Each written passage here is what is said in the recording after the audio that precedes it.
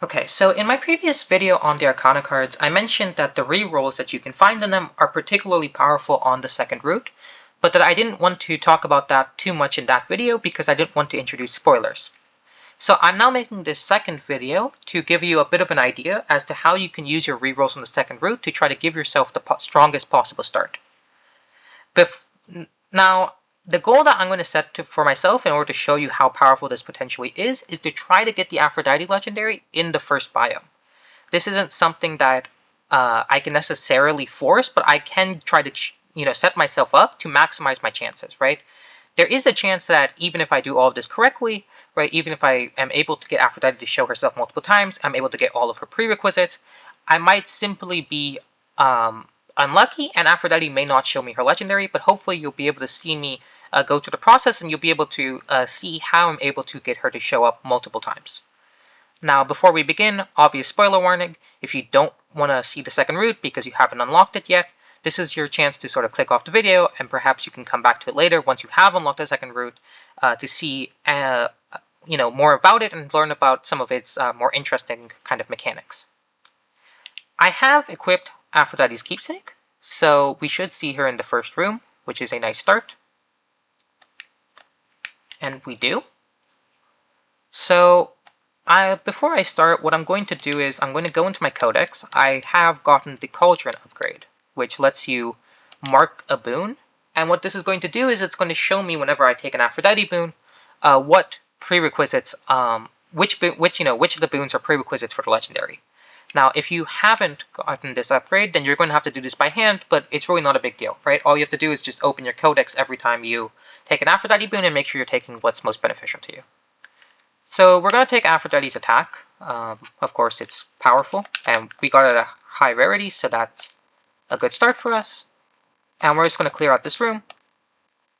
Now, as we clear out this room, the hope is that on the second door, we don't see a god. We do, and so we don't want a second god in our god pool, right? We don't want to take a second god, and I'll explain why in a little bit. But for now, let's just try to roll off of it. It's kind of unlucky, right?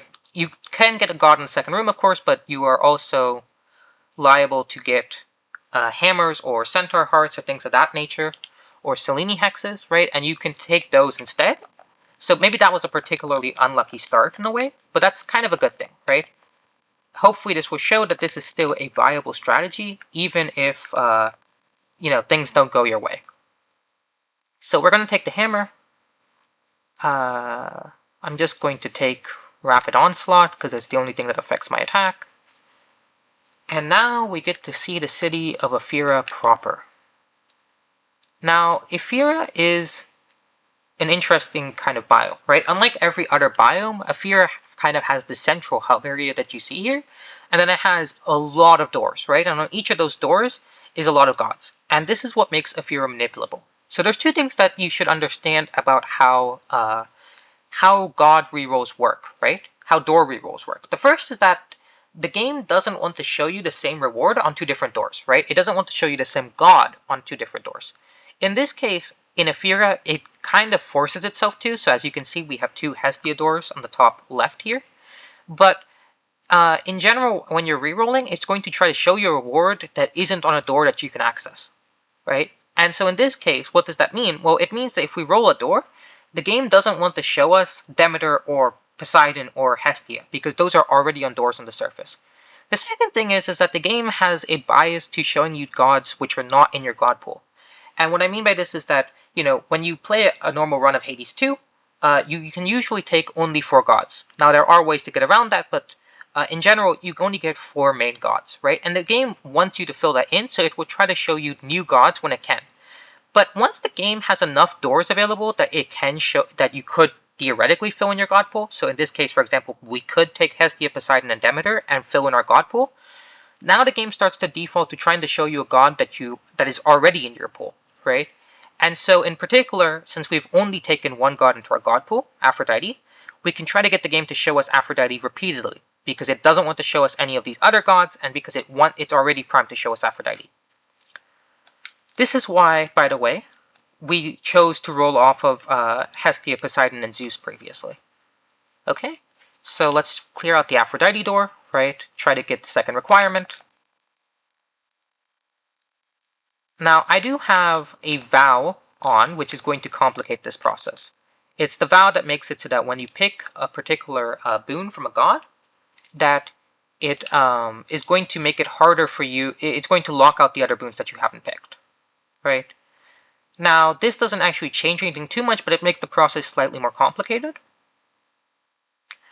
Now, if we return to Nervous Wreck here, we have to get a weak applicator, right? So either Rapture Ring, Passion Rush, or Glamour Gain.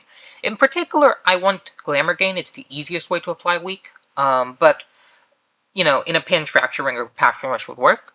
And then we have to get a Tier 2 boon from her. One of the 4 Tier 2 boons that you see at the bottom of the requirements there. I kind of want Secret Crush. Secret Crush is very strong on the daggers. But perhaps I've already used several rolls, and I do want Glamour Gain. So I think I'm going to take Glamour Gain here, and I'm going to lock out Secret Crush, right? The greedy thing to do, which maybe if I had more rolls I would do it, is I would re-roll away from this in the hope that I can get one of these two separately. But since I've already been forced to use so many rolls at the beginning, perhaps I'm simply just going to take Glamour Gain here.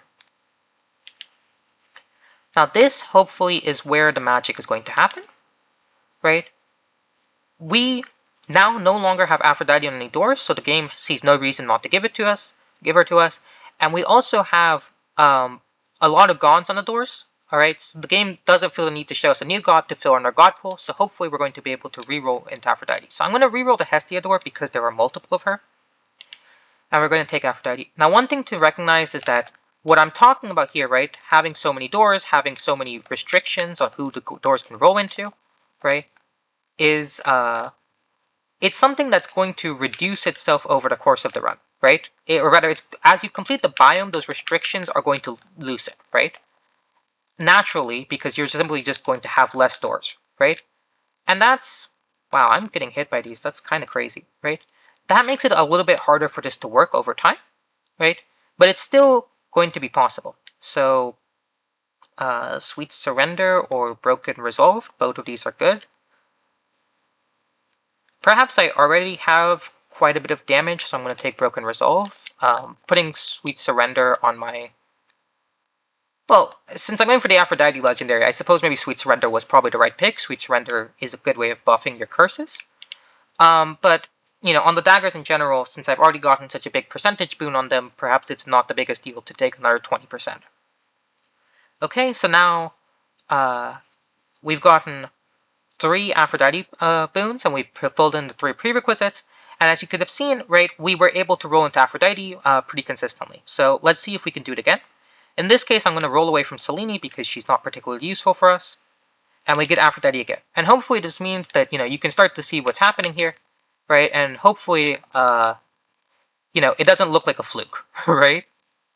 Now, I have done a number of test videos for this, so I can assure you, if you trust me, that this is in fact, I should pay attention to the game. Okay, well, I can assure you, right, that this is in fact not abnormal.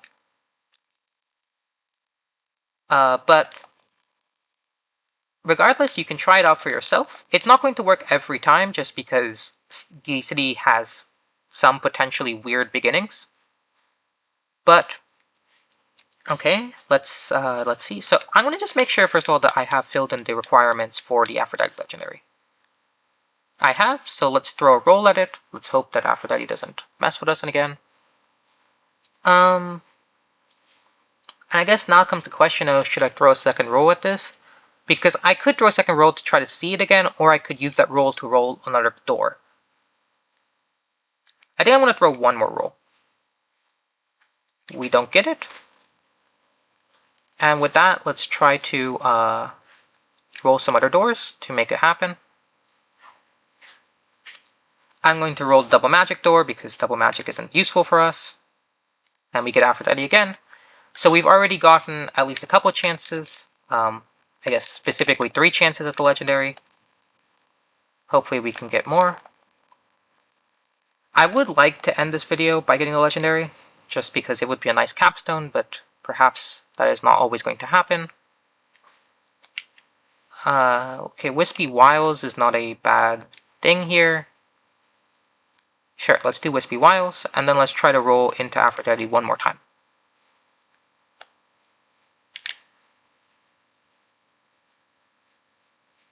I'm going to roll away that Hermes door, right? One thing I'm doing here is I'm trying to keep 3 other gods on 3 different doors, just so that the game doesn't try to fill in my god pool for me. So that is a Heracles entrance. You can tell by the fact that the enemy wasn't attacking us. Right, they were just there for Heracles to aura farm.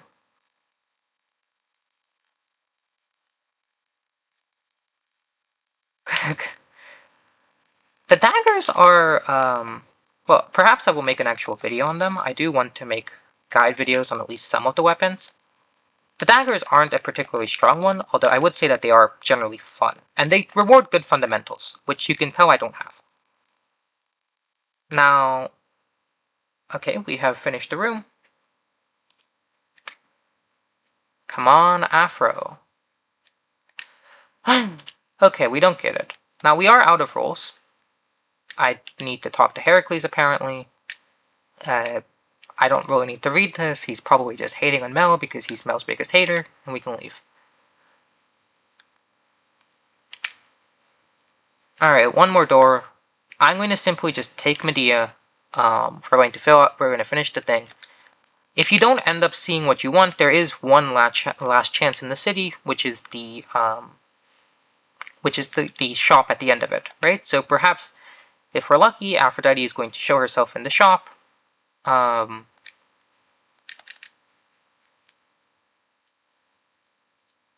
of these are great, so let's just take Walk from the Dead.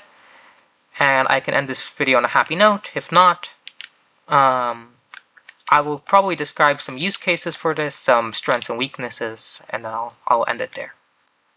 So come on, Afro, please. And okay, we don't get it. But hopefully you can see, right? Over the course of the run, right, we were able to force Aphrodite to show up 5 separate times, right? And we were able to use our rerolls to get, I think it was maybe 2 or 3 extra looks, right? And that's a lot of looks at Aphrodite's legendary, right? And so there, we set ourselves up for a pretty decent chance at getting it. Now, one question you might ask is, how do I use this, right? Because if you have played Hades 2 for a bit, and you have seen the legendaries, then you probably know that the legendaries aren't particularly strong, right? Some of them are, right? Apollo's legendary is pretty decent, Poseidon's legendary can be pretty decent, but they're not that strong, and also, the chance of seeing them, even if you fill in the prerequisites, is not that high. This was kind of unlucky, right? But it's not going to be that rare for you. And so, perhaps, right, using this to try to get the legendaries is not the strongest thing you can do. It's a fun thing you can do. I recommend that if you want to try out a particular legendary, I chose Aphrodite's legendary here because it's fun, right? Then you can try this. But it's not maybe the optimal thing to do in terms of completing actually difficult runs. So then, how can you use this? Well, one thing you can do, right, is you can say, well, let's say, let's give a practical example, right? Let's say you see Zeus, right? You want Zeus. So you take his keepsake, you get a Zeus boon, you get Zeus's Blitz boon, say, and then you see a god for whom you want the duo with Zeus. So a strong example of this is Hestia, right? Zeus and Hestia have a very strong duo boon in thermodynamics. I'll just show it briefly. And this is a pretty strong duo boon, and so you might think, well, okay, I have Zeus in my god pool, I see Hestia, can I use this to try to give myself a good chance of finding thermodynamics? And the answer is yes, right? All you have to do is clear the Hestia room, get the other requirement from it, right? Clear the Zeus room, this gives you one good look for the duo, right? And then you can start re-rolling doors, right? And the nice thing is that both Zeus and Hestia are in your god pool, so the game might show you either of them, right? But both Zeus and Hestia can give you the duo boon that you're looking for. And so you can use this to try to force yourself into either Zeus or Hestia repeatedly, so that you can get the right boon, right? You can get the duo boon. And over the course of this, you can also maybe fill out some particularly powerful things that you might be looking for, right? So for example, if you're using thermodynamics, then perhaps you probably want a fairly strong pyrotechnique, right? And so if you're seeing Hestia, right, this is a good chance to pick it up. Similarly, you're using Blitz, you're using thermodynamics, perhaps you want Zeus's double strike. And so this is a really strong way to come out of the first biome, potentially with a duo boon, potentially with a legendary, but at the very least with a lot of very strong tier 2 boons, right? That you no longer need to just sort of hope to see over the rest of the run. And this is what makes up for the surface's increased difficulty, right? So if you play the surface a couple times, you probably notice that everything about it's harder, right? The enemies hit harder, the enemies are faster, the patterns are more annoying, the bosses are harder, right? Polyphemus is harder than Hecate.